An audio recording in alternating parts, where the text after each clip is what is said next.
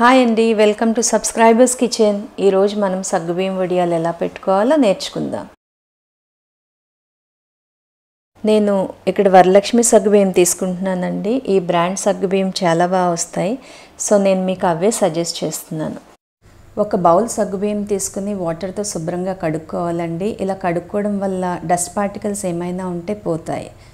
ఇప్పుడు ఒక బౌల్ సగ్గుబియ్యం తీసుకున్నాం కదండి. సో ఎగ్జాక్ట్గా అదే బౌల్తో 2 బౌల్స్ వాటర్ పోసుకొని ఓవర్ నైట్ నానపెట్టుకోవాలి. నేను ఇక్కడ నైట్ 9కి నానపెడితే మార్నింగ్ 7కి ఇలా ఉన్నాయండి.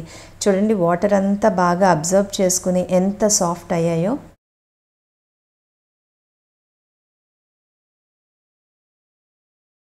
ఇప్పుడు స్టవ్ మీద కడాయి పెట్టుకుని మనం ఏ బౌల్తో అయితే సగ్గుబియ్యం మెజర్ చేసుకున్నామో అదే బౌల్తో ఎగ్జాక్ట్ 5 బౌల్స్ వాటర్ వేసుకుని బాయిల్ చేసుకోవాలండి.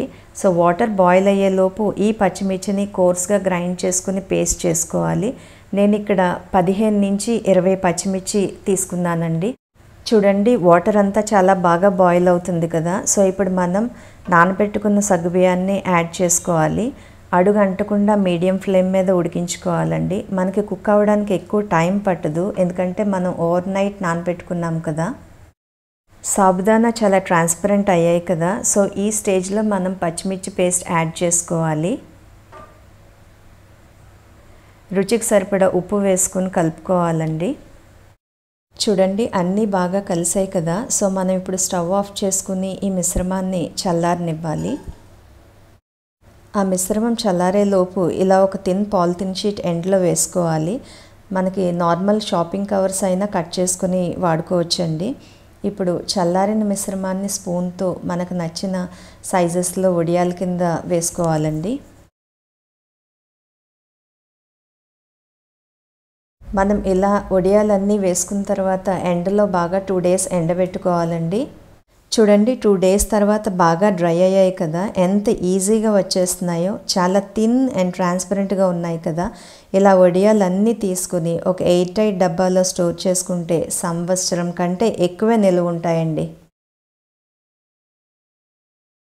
కొన్ని సగ్గుబియ్యం వడియాలని వేయించుకుని చూద్దాం రండి.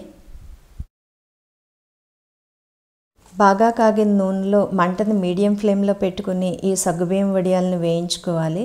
ఈ సగ్గుబియ్యం వడియాలు మనకి రసంలో కానీ, సాంబార్లో కానీ, లేదా ఈవినింగ్ టైంపాస్ స్నాక్స్గా కానీ చాలా బాగుంటాయండి.